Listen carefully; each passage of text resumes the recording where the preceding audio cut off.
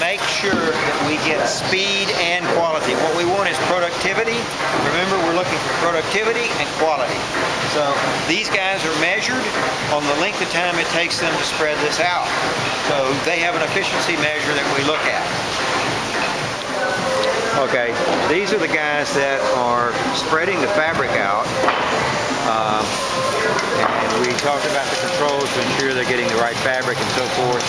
But they've got to spread it. Their main job is to make sure that it's spread evenly, and if they find any markings from the inspection machine, they want to make sure that those are noted. And you can still see, if you'll look right over here, there are some of these yellow tags that the inspector put on when he was inspecting them. Okay? You see these holes here? These holes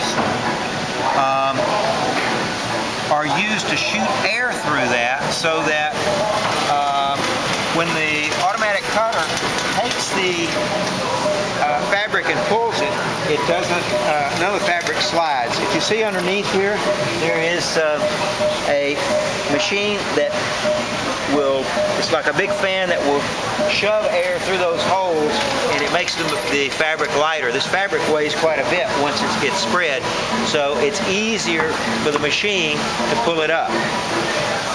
Okay, now the machine itself, the cutter, which has a conveyor belt that pulls this up, it also has this cutting bed here. If you can see, it's bristles. And underneath this is a big vacuum motor that sucks that fabric down so that it does not move while it's being cut. So it's sucked down, it's hard as a rock if you touch it once that vacuum is going.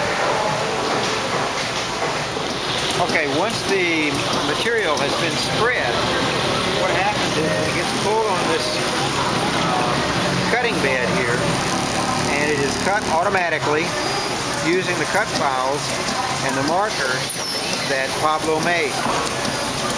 So this machine operates about 8 or 10 times as fast as a human,